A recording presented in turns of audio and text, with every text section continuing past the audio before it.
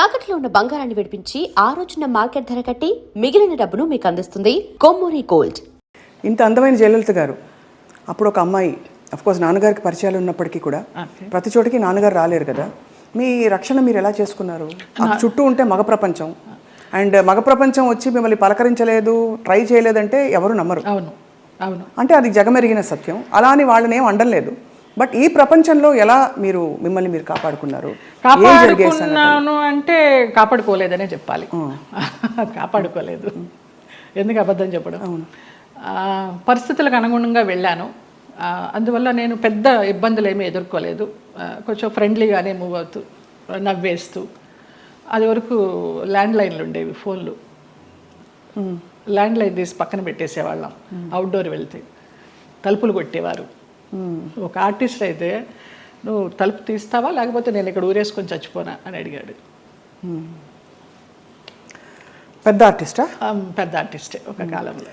అంటే ఎందుకు అడుగుతున్నానంటేనండి, మరి అది వాళ్ళు ఒక బంధం కోరుకున్నారా మీతో, లేక కేవలం బంధం లేదు, ఏం లేదు. బాగుండేదాన్ని, యంగ్లో ఉన్నాను, మంచి పర్సనాలిటీ, వ్యాంప్ క్యారెక్టర్లు వేస్తున్నాను, కూడా అదే అయి ఉండొచ్చు అనే ఒక అపోహ.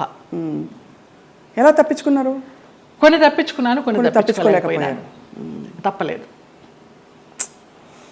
అంటే మీరు నిర్ణయం తీసుకుని ఎవరైనా ఒక నిర్ణయం తీసుకుని ఇలా ఉంటే అది వాళ్ళ ఇష్టం. అది కానీ అయిష్టంగా బలవంతంగా గనక ఏ పరిస్థితిలోకి వెళ్ళినా కూడా అది బడి కావచ్చు, ఇంకోటి కావచ్చు, ఇటువంటి ఒక చాలా కష్టం కదండి. ఒకసారి అలాగే ఒక డైరెక్టర్ని రిజెక్ట్ చేశాను అనేసి అతను ఆ క్యారెక్టర్ కట్ చేసి పంపించేశారు. పర్లేదు అనుకున్నాను. అలా కూడా జరిగిన సందర్భాలు. ఆ రోజుల్లో ఎలా ఉండేది జయలలిత గారు మీకు? అంటే మనసులో ఇలా జరుగుతోందని ముందే తెలుసా? వాళ్ళు తలుపులు కొట్టేటప్పుడు భయం వేసేదా, లేకపోతే తెలుసు ఎలా తప్పించుకోవాలనే ఆలోచన తప్పించి ఆ భయాలు అవేమీ లేవు. తలుపులు బద్దలు కట్టలేరు. మన్నాడు ఏమన్నా అడిగినప్పుడు ఏదో దాటేస్తాం, ఏదో ఒక రీజన్ చెప్తాం. అవునా, నిద్ర పట్టేసింది, ఫోన్ వినిపించలేదనో, తలుపు చప్పుడు వినిపించలేదనో, ఇలాగే మేనేజ్ చేసుకుంటూ కొన్ని తప్పించుకుంటూ, కొన్ని తప్పించుకోలేక, కొన్ని తప్పనిసరిగా. కష్టం, చాలా కష్టం. అయితే కష్టమని అనుకోలేదు. అంటే ఒకసారి పోయినా 100 సార్లు పోయినా పోయింది అంతే. ఇక మనకేమి అది ఫీలింగ్ ఉండదు. అంటే కరెక్టే లేండి మీరు అన్నట్టు. అంటే ఆ టైంకి మీరు ప్రాక్టికల్గా సమాధాన పడిపోయారు అంతే. దానికి అంతే, ఒకటే ఏమో, నా వాళ్ళు బాగుండాలి. ఎలాగో వచ్చాను, నేను చెడిపోతే చెడిపోయాను, నా వాళ్ళు బాగుండాలి, అంతే. ఆ మంచి మనసుతోనే వచ్చాను కాబట్టి ఇప్పటికీ నన్ను భగవంతుడు ఈ రకంగా చూస్తున్నాడు. 40 years ఇండస్ట్రీలో అని ఒక నమ్మకం. ఇప్పుడు అందరూ బాగున్నారు. చాలా సున్నితమైన ఒక ప్రశ్న అండి, ఇది అడగచ్చు అడగకూడదు, కానీ ఈ సోకాల్డ్ ప్రముఖులు వాళ్ళు వీళ్ళు మిమ్మల్ని ఇలాగా ఇబ్బంది పెట్టి, సరే వాటెవర్ ట్రై చేసి అది బలవంతంగా మీరు తలొగ్గినప్పుడు గౌరవం ఉంటుందా, లేకపోతే కేవలం జస్ట్ వాళ్ళ ఇంకా పైశాచికత్వం? కానీ పైశాచికత్వం ఏమీ ఉండదు, గౌరవం ఉండదమ్మా. Just matter of fact, need అంతే. రెండు ఉండవు, అది మరీ పీక్ ఉండదు. కానీ అంటే ఎందుకు అడుగుతున్నానంటేనండి, ఆ టైంలో వాళ్ళ ప్రవర్తన కూడా ఒక గాయం చేస్తుంది కదా మనసులో. అట్లా నేను అబద్ధం చెప్పకూడదు, ఎవరు అలాగ ప్రవర్తించలేదు. పైశాచికము లేదు, ప్రేమ లేదు. ప్రేమ అసలు ఉండదు. ఒప్పుకొని వెళ్ళాము, అంతవరకు. వాళ్ళ నీడ్ అయిపోయింది, వచ్చాము. తర్వాత ఎలా ఉండేవారు వీళ్ళందరూ? బాగానే ఉండేది మామూలుగా. షార్ట్ అంటే షార్టే, అంతే. సో అది అలాగా ఒక ప్రొఫెషనల్ సిస్టంలో దాదాపు ప్రతి హీరోయిన్కి, ప్రతి అందమైన నటికి ఇది సర్వసాధారణమైపోయిన పరిస్థితులు వచ్చాయి అనే ఒక బాధతో తప్ప మరీ మిమ్మల్ని ప్రోబ్ చేసి ఇబ్బంది పెట్టాలని కాదు జయలలిత గారు. అయ్యో లేదమ్మా. ఎందుకు అది నామ్ అయిపోవాలి, ఎందుకు ఒక బెంచ్ మార్క్ అయిపోవాలి అని అంటే, మనం ఈరోజు అనేక కమిటీలు పెట్టడాలు, ఇండస్ట్రీ ఇతర వర్క్ ప్లేసెస్లో వేధింపుల కమిటీ ఉండాలని చెప్పి, అంటే వేధింపులని వ్యతిరేకించే కమిటీలు. బై గాడ్స్ గ్రేస్ మాకు అట్లాంటి వేధింపులు ఏం లేవు, కానీ తప్పలేదు. అంటే అది కరెక్టే. అంటే వేధింపులు లేకపోయినా ఒక పాయింట్లో మీరు ఎస్ చెప్పకపోతే మీకు అవకాశాలు తగ్గిస్తాం అన్నది ఒక వేధింపే కదా. అవును అవును. అంటే మీకు టాలెంట్ ఉండి కూడా చెప్పాను కదా, ఒక డైరెక్టర్ పంపించేశారు సుగం క్యారెక్టర్ అయిన తర్వాత అనేసి. ఆ పేరు నేను అడగను, ఎందుకంటే మిమ్మల్ని ఇబ్బంది పెట్టను. వారు గనక ఇంకా ఉండుంటే గనక ఇంకా ఇబ్బంది పెట్టను. లేరు, పోయినారా? Okay, Malayalam director. Malayalam director. Okay okay. Telugu ఇండస్ట్రీలో బాగానే పోనీ మన ఇంటి పిల్ల అని ఏమన్నా అక్కును చేర్చుకున్నారా మిమ్మల్ని? ఇక్కడ కూడా ఇదేనా? అక్కున చేర్చుకోలేదు, చీకొట్టలేదు. రైట్. అదే సమయంలో మీరు గాఢమైన ప్రేమలో పడ్డారు కదా? అవునమ్మా, మలయాళం డైరెక్టర్.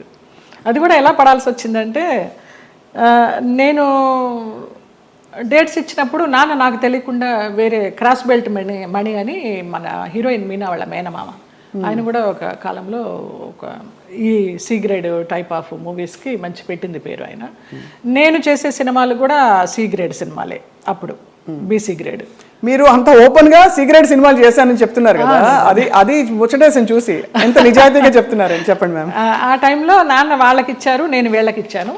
అప్పుడు ఆ లొకేషన్కి వచ్చి ఆయన రౌడీయిజం చేయపోయినారు, క్రాస్ బెల్ట్ మని. అప్పుడు ఇతను, నేను భయపడి ఏడుస్తుంటే నన్ను ఒక రూమ్లో ఉంచి, నీకెందుకు, నేను ఉన్నాను కదా, నేను సమాధానం చెప్పి పంపిస్తాను, వాళ్ళు మాకు చుట్టాలి అన్నట్టుగా అలాగే పంపించేసరికి, అబ్బా నా లైఫ్ని సేవ్ చేసి అతను దొరికాడు అన్నట్టుగా బ్లైండ్గా పడిపోయిన ప్రేమలో.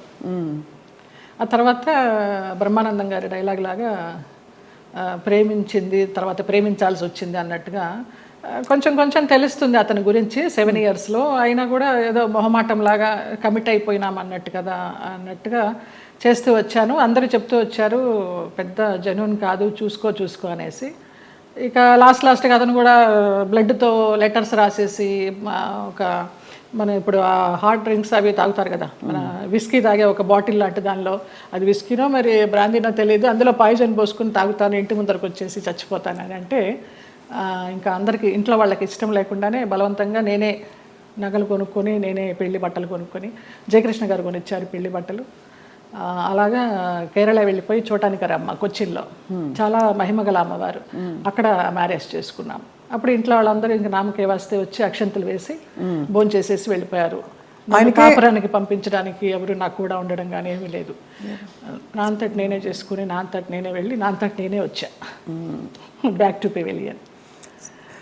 ఆ టైంలో జయలలిత గారు ఆయనకి మళ్ళీ, అంటే ఆయనకి మొదటి పెళ్ళే కదా, ఆయనకి ఇద్దరికి, అంటే మీకు కాలేదు, వివాహం కాలేదు, బట్ ఆయనకు కూడా ఏమి. అవును. బట్ ఏ ఇబ్బందులు వచ్చాయి మీ ఇద్దరు మధ్య? డబ్బు, వాళ్ళకి అప్పులు ఎక్కువైపోయినాయి, చాలా విపరీతమైన లావిష్నెస్ వాళ్ళకి. నేను మంచి 3 షిఫ్ట్ చేస్తూ ఉన్నాను ఆ టైంలో. నా నగలన్నీ అమ్మేసుకున్నారో తాకట్టు పెట్టుకున్నారో తెలియదు. సినిమాలకు వచ్చిన డబ్బంతా కూడా వాళ్ళే తీసుకునేవాళ్ళు, అమ్మ నాన్నకి ఇవ్వద్దనేవారు. అమ్మ నాన్న భయపడి పవర్ ఆఫ్ అటర్నిటీ రాయించుకొని, నీకు బిడ్డలు పుట్టిన తర్వాత నేను నీ ఆస్తి నీకు ఇస్తామంటే, ఆ పవర్ ఆఫ్ అటర్నిటీ ఎక్కడికి వెళ్ళి సైన్ చేశావు, అది క్యాన్సిల్ చెయ్యి, బిడ్డను కానీ అంటే, అతనికి తెలియకుండా నేను లేడీ డాక్టర్ దగ్గరికి వెళ్ళి, నాకు బిడ్డలు వద్దు, ఒక 6 months నేను కొంచెం జాగ్రత్తగా ఉండాలనుకుంటున్నానని, అతనికి తెలియకుండా నేను లేడీ డాక్టర్ దగ్గరికి వెళ్ళి ఆ పిల్స్ తీసుకొని వేసుకుంటూ ఆ బిడ్డలు రాకుండా జాగ్రత్త పడ్డా. ఇక ఆ తర్వాత 3 monthsకి గొడవలు, 6 months నుంచి కొట్టుళ్ళు, యాసిడ్లు పోస్తాను అనడాలు, గదిలో బంధించడాలు, ఇవన్నీ అయిన తర్వాత ఏడుస్తూ పడుకుని ఉంటే, అతను నన్ను చంపడానికి అంబాసిడర్ కారులో తీసుకెళ్తున్నాడు. మా ఆయన ఎవరైతే ఉన్నారో ఎక్స్ హస్బెండ్, నిలువెత్తు బాబా. ఫస్ట్ టైం నేను కాషాయ వస్త్రాల్లో అంబాసిడర్ కారు ఇలా ఆపి, నేను కూర్చున్న వైపు డోర్ తీసి నన్ను గబగబగా లాక్కెళ్ళారు. ఆ మన్నాడు పరుచూరు గోపాలకృష్ణ గారు, చలపతిరావు గారు వీళ్ళంతా మన విరుగంబాకం పోలీస్ స్టేషన్కి ఫోన్ చేసి, ఇలాగ మా అమ్మాయి అపాయకరమైన పరిస్థితిలో ఉంది, మీరు వెళ్ళి ఆ అమ్మాయిని బయటికి తీసుకురావాలని చెప్పి అలా ఇంటికి తీసుకొచ్చారు నన్ను. ఆ బాబా సంఘటన అలా జరగడం, ఇక్కడ పరుచూరు గోపాలకృష్ణ గారు, చలపతిరావు గారు ఇలా సహకరించడం అంత యాదృచ్ఛికం. అంటే ఎవరో ఒకళ్ళు భగవంతుడు పంపిస్తాడు అంతే, ఆయన రాడుగా నేరుగా. అంటే మనసు పెట్టి మీరు ఇష్టపడి అన్నీ వదులుకొని ఎవరు లేకుండా మీరు వెళ్ళి చేసుకున్న పెద్ద స్టేట్మెంట్స్ ఇచ్చేసి, కళ్యాణం వచ్చినాక వచ్చినా ఆగదనేసి అందరూ అనేవారు, దొంగోళ్ళు బట్టి ముఖంలా ఉన్నాడు, ఎలా నచ్చాడు నీకు, ఎలా నమ్మావే అనేసి. అంటే మీకు ఆ టైంలో మీరు గాయపడిన మీకు అదే ఆయనే రక్షణ ఇచ్చాడు. ఎందుకంటే అంత ముందందరూ వచ్చిన వాళ్ళందరూ మీతో మిస్బిహేవ్ చేసిన వాళ్ళు, మీకు ఇబ్బంది పెట్టి మిమ్మల్ని ఏదో ఒకటి రాబట్టారు. సో ఇతను ఏదో ఇస్తారనుకుని మీరు తప్పలేదండి. అంటే నమ్మకపోతే జీవితం ఎందుకండి? ఇంపార్టెంట్ విషయం, మీరు నమ్మి దెబ్బ తగిలినా కూడా ఆ గాయం ఎక్కువ ఇది కాకుండా భగవంతుడు వచ్చి మిమ్మల్ని కాపాడు. నిజంగా. తర్వాత అతను రమ్యకృష్ణతో నీలాంబరి సినిమా చేశాడు కన్నడలో. ఇంకేదో మూవీ చేస్తున్నప్పుడు యాక్సిడెంట్ అయ్యి పడిపోతే ఈ నడుము దగ్గర నుంచి చచ్చిపడిపోయింది. చచ్చుబడిపోతే నాకు మళ్ళీ అతను లైన్లోకి వస్తే నేను నెలకి మెడిసిన్స్కి 5,000 రూపాయలు పంపించేదాన్ని అతనికి. జాలి. అవసరమా? ఏమో తెలీదు, ఇంకా రుణానుబంధం ఉందనుకుంటా అనేసి. చాలా సంవత్సరాలకి అది. ఒక పాప పుట్టింది అతనికి, వేరే పెళ్లి చేసుకుని. ఆ పాపకి ఇప్పుడు లేదు, నేను చాలా ఒక 4-5 ఇయర్స్ అయిపోయింది టచ్ లేకుండా. 13 సంవత్సరాలు ఎప్పుడో దాని పుట్టినరోజు అని అది ఇది అంటే ఇక్కడి నుంచి ఏమైనా పంపించేదాన్ని. ఆ పిల్ల అడిగేదంటే ఎవరు పంపించారు నాన్న అని. బాబా పంపించారమ్మా అనేవాడంట.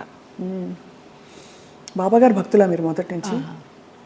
నాకు రమాప్రభమ్మ పరిచయం చేసింది బాబా గారిని ధవళేశ్వరంలో, నల్లబాబా. స్వతంత్ర భారతం అని మన నారాయణమూర్తి గారి సినిమాకి వెళ్ళినప్పుడు ఎందుకో గ్యాప్ వచ్చింది, నీకు ఒక బాబాని చూపిస్తారా అనేసి తీసుకెళ్ళారు ధవళేశ్వరం. అప్పుడు చూడడమే, ఆవిడే పరిచయం చేసింది. తర్వాత ఈ పెళ్ళి విడిపోతాను అన్నప్పుడు ఈ ఇన్సిడెంట్.